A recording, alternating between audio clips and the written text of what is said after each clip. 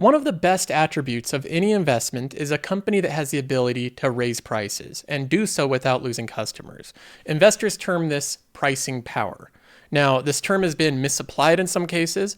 Pricing power doesn't mean that you lower prices to get more customers.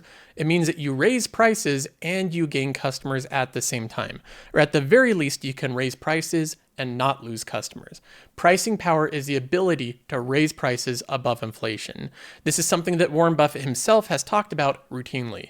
We like buying businesses where we feel that there's some untapped pricing power. Back in 1972, when we bought See's Candy, was it $1.95 a pound? Something like that. Yeah.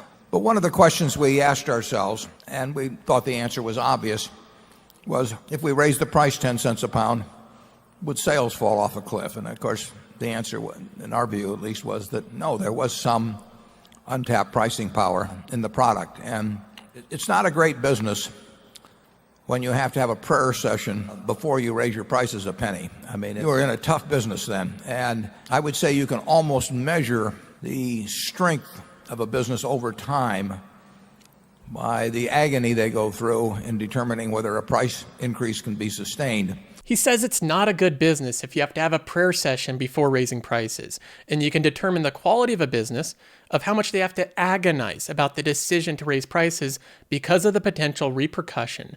You might lose customers if you raise prices. The high quality businesses, the ones that Buffett targets and the ones that have made him the most money, are the ones that have raised prices aggressively above the rate of inflation for a long period of time. They are the businesses that have pricing power. And throughout his career, he's talked about it routinely as a key attribute to picking stocks. Now, one company in my portfolio, and this is one that I've been bullish on for a while, I think it's an underrated company by most retail investors, is Netflix. I hold it in the Story Fund. It's right below Amazon with a huge total position size of $62,000. Now, I'm in the green on this one by a hair, up $16,000, so we're doing okay so far. But I think that Netflix is a high quality company. And I think that one of the things they're doing to prove this routinely is exercising pricing power. If we look at the latest news here, this isn't confirmed, but this is rumored by an analyst, which is UBS. Netflix is poised to raise prices in 2024. So we have right here that Netflix is expected to hike prices on its streaming plans in 2024, a move that should accelerate its revenue and earnings growth as it continues to take a bigger bite out of the overall TV viewing. We expect to see rate increases this year by Netflix, says UBS analyst. Now, they don't know the exact amount. They say that revenue should grow around 15% compared with 7% in 2023.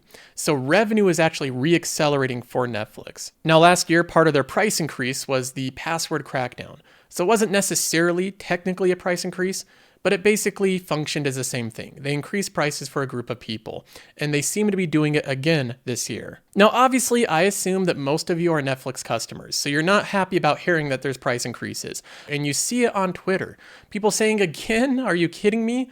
I'm going to cancel Netflix. I'm so upset with the company. I hate that they're raising prices all the time. And then a month later, they're watching the latest Netflix series. What you're seeing here is evidence of pricing power. Netflix isn't having a prayer session before they raise prices. They're not hoping, they're not praying that people will be okay with their price increases. They're completely relaxed. They're just pushing through price increases seemingly every single year because they know they can. They know that only a small portion of people will cancel. The rest will continue to pay the increased prices because Netflix is dominating the streaming industry. They have too large of a market share of content online, and that allows them to have this pricing power. Another thing we can see them doing, exercising their pricing power, is they are cutting off legacy people that were billed through Apple. So a lot of people have had Netflix subscriptions for years. They signed up through Apple's billing through their app. Netflix hasn't offered this for a long period of time, but they are still at very low prices. There's Twitter accounts like this one notifying people that Netflix is now booting them off of their old legacy cheap Apple plan and making them join with everyone else, which is essentially around a $5 per month price increase for these users.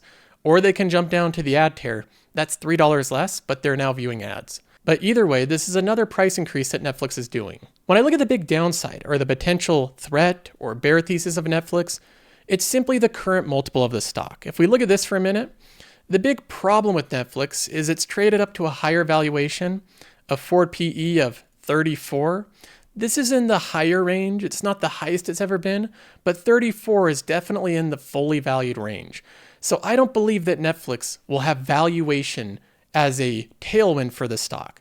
It's not going to go up in its valuation. Ideally, I'd love to have a stock that has a low valuation, growing revenue and growing margins. That's what Netflix had last year when it was sold off. But this year, it just has growing revenue and growing margins. The valuation is already expanded to where I'm not expecting any more valuation expansion.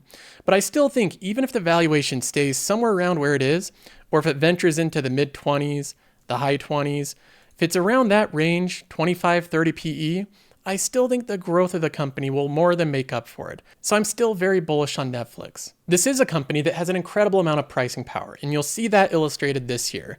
They'll announce that they're raising the prices. People will be very upset. You'll see Reddit threads and Twitter threads and YouTube videos saying that I'm done with Netflix and this company isn't worth the price. And then you'll see them grow subscribers in 2024. They'll end the year in 2024 with more subscribers than they started. And that's how you know if the company truly has pricing power. It's not by what people say online, it's by what people do. So I'm going to hang on to it. I'm still bullish on it, but let me know what you think. That's all for this episode. See you in the next one.